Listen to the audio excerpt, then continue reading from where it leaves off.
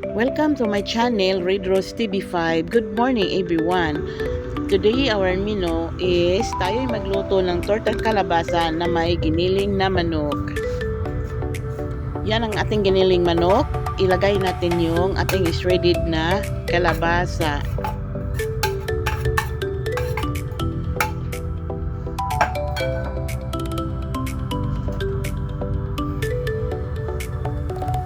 Ilagay natin ng sibuyas, bawang, capsicum green, tsaka itong kamatis. Nilagyan ko siya ng isang fresh tomato. Itlog, 2 itlog.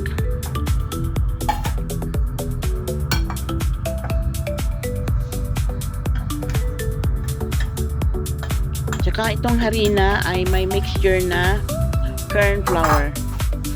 Tagdadalawang tablespoon.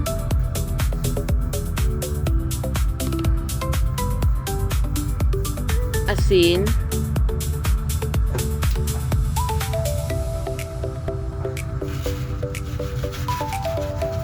Magic sarap.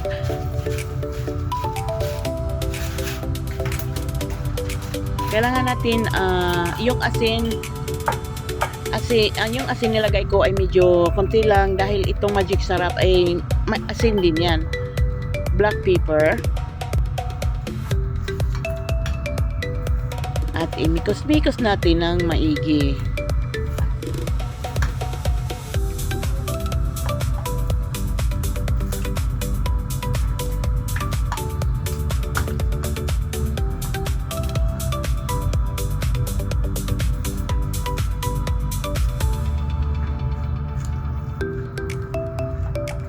Yan, mix well.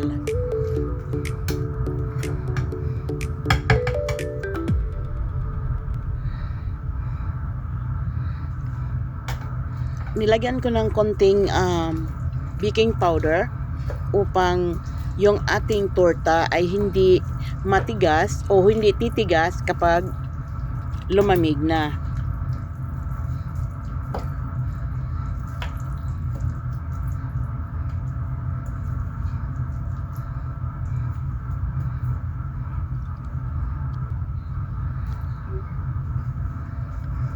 Lagyan ko ng spring onion, dagdag aroma at sarap. Ang sobrang sarap nito, guys.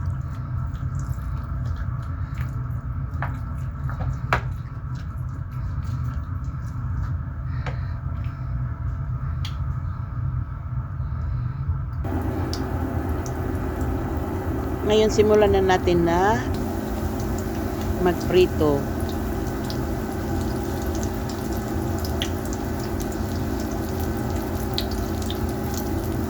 Dahan-dahanin lang yung apoy upang hindi siya masunog, upang maluto siya ng maayos.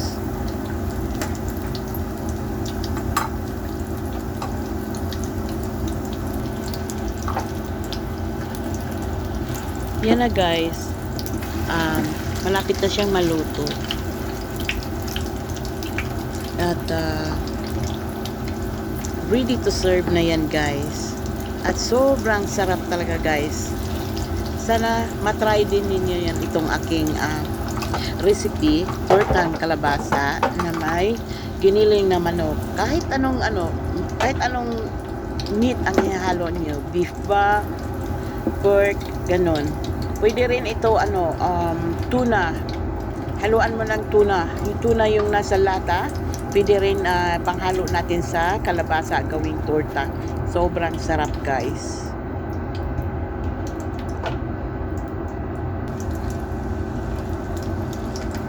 Maraming salamat, guys, sa pagpanood ng aking video for today. Our new menu is tortang kalabasa with minced chicken. Have a good day and God bless.